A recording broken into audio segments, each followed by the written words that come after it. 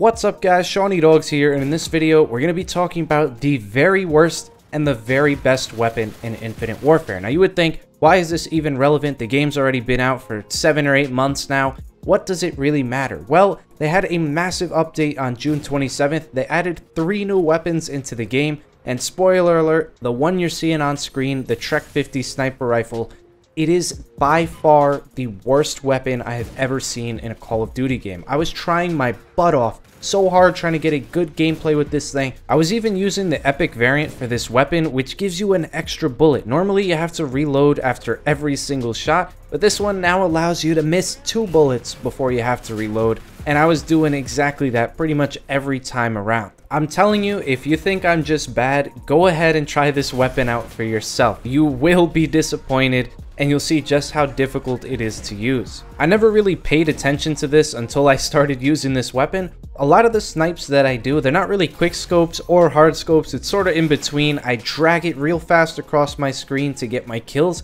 and I have like a 90 to 95% hit rate when I'm sniping. This thing, you cannot hit drag scopes at all. I guess aim assist helps out so much there, because without it, I was completely screwed. I was missing all of my snipes that I'm like, there's no way. I even watched everything back in slow motion, and it was a very big wake-up call. I consider myself to be a very good Call of Duty player, especially when it comes to aiming, but I've realized without aim assist, I'm literally nothing. I can't hit shots. It's that simple. Aim assist is everything. I thought this gun would be the death of me. It was literally making me go crazy. I mean, I tried and I could not succeed. I was getting killed by RC, I was getting killed by bullet, I was not killing, I could not hit shot for shit. I was going negative at one point. I brought it back, but everything kept falling apart. I mean, listen to me. Am I Russian? Am I Italian plumber? This is the worst fucking gun I've ever used in my life. Mamma mia. Alright, so when I'm recording these commentaries, sometimes I have these little bursts of imagination, as I like to call them. I know my regular voice, a lot of people say it's dry. I sound like a 12-year-old emo kid that wants to kill himself, but I do have a lot of accents, some bad, some good. I don't know if you guys want me to throw them in from time to time, or you think I belong in a mental institution, but either way, I'm open to suggestions, but sometimes you just gotta be a bird and fly, you know what I'm saying? So where were we? The Trek 50. She is a stinker. One of those guns that you use once and you never use it again. You forget about it until someone makes a video like 6 years later and you're like, oh yeah, that was in the game. Never used it. It was terrible. That's exactly what this is. The Trek 50 is that guy at the party that no one likes. He's the Bob in the group of friends, you know, the one everyone makes fun of. He's the butt end of every joke. I mean, really? No aim assist? Come on.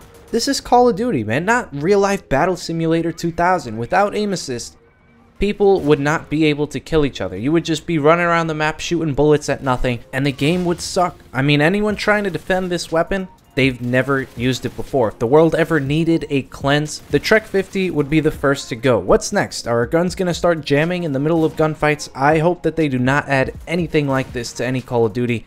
Aim assist should be there forever. I know there's some people that never look at their game settings at all. Right now, please, if your aim is not that good, for the love of humanity, make sure, go down into your settings, make sure you have aim assist turned on, because if you don't, you've not been playing Call of Duty correctly, my friend. But I'm sick of that gun. Get it out of my office. I never want to see it again. Moving on to the very best gun in Call of Duty Infinite Warfare. Drum roll, please.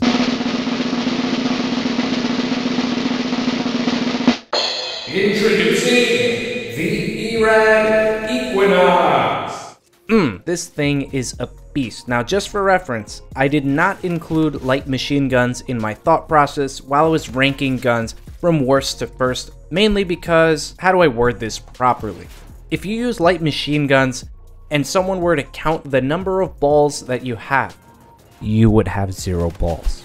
Now, even though this weapon has been in the game since release, this variant for the gun has actually just been put in along with this Days of Summer update, the same day as that Trek 50 sniper. What is absolutely mind-blowing about this weapon, this variant allows you to get nukes with this. Now, just some food for thought.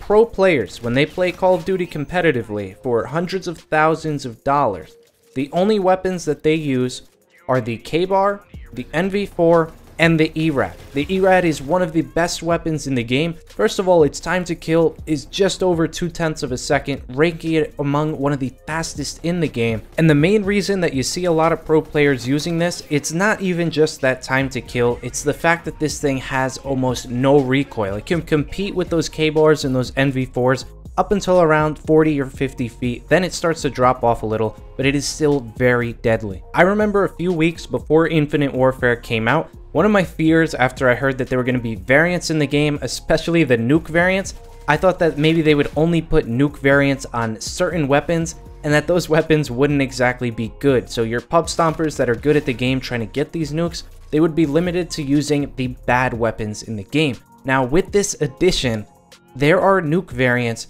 for the 3 most widely used guns in competitive Call of Duty. What does that mean for pubs? Not exactly a whole lot, because people can run around. There's going to be a lot of snipers out there, people using shotguns and light machine guns and whatnot.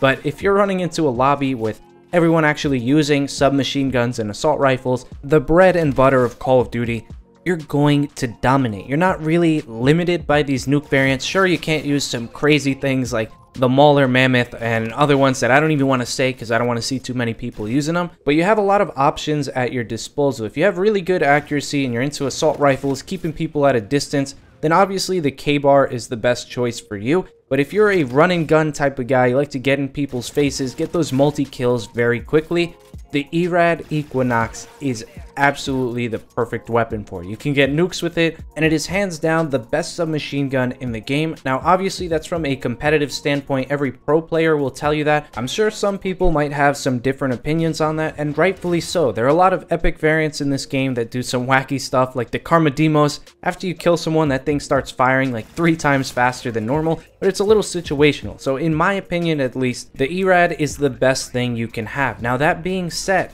if I'm just jumping into a pub match, I would much rather have a K-bar than an ERAD, but that's just because I have more range, and usually if you're going on nuke streaks, you want to keep people at range because those are the easier kills to get. The disparity in aiming and actually being able to hit shots, it's a lot greater at longer ranges than it is at close range. I take advantage of that quite a bit, and that's what most of my playstyle depends on, but if I were in a straight up one-on-one gunfight, a K-bar versus an ERAD, from within like 40 feet, I would want to be using the ERAD. You stand a much better chance. I just don't think it's as conducive for getting nukes, but in straight up those 1v1s, you're going to dominate almost every time. Now you may have noticed, I keep saying how fast the ERAD's time to kill is, then why on earth am I using a silencer on it? Well, I was trying to get a nuke in this gameplay, and because this was the day that these new weapons dropped, one of the weapons is the Model 2187, one of the new shotguns that remake from MW2. And a lot of people were running around with shotguns, and this map is very small, so I didn't want to reveal my location on the minimap. That was very important to me, and it helped me to get this nuke as quickly as possible. If a bunch of people in your game are running around with shotguns, it makes your life a whole lot harder if you're trying to get nukes and you're popping up on the radar every 2 seconds. They're just going to bum rush you every single life. So again, especially on different maps, I would much rather have the K-bar. Keeping your distance is one of the keys to getting easy nukes if you have really good accuracy. That's why you would want the K-bar in your hands. You have that range, but in straight up 1v1s, I want an ERAD in my hand every single time. If you turn a corner, guy turns at the same time as you, you're within 20 feet, you want the ERAD. So although you might not be seeing it a whole lot on my channel because I prefer ranged weapons, that doesn't mean it's not good. Because I make my videos for entertainment purposes for the most part, I use the weapons that I think would make the most entertaining gameplays, not necessarily what the best weapon out there is. But that is going to wrap it up for this one. If you guys did enjoy, please be sure to drop a like, and as always, subscribe to the channel if you guys are brand new for some more great videos, and I'll see you in the next one. Peace.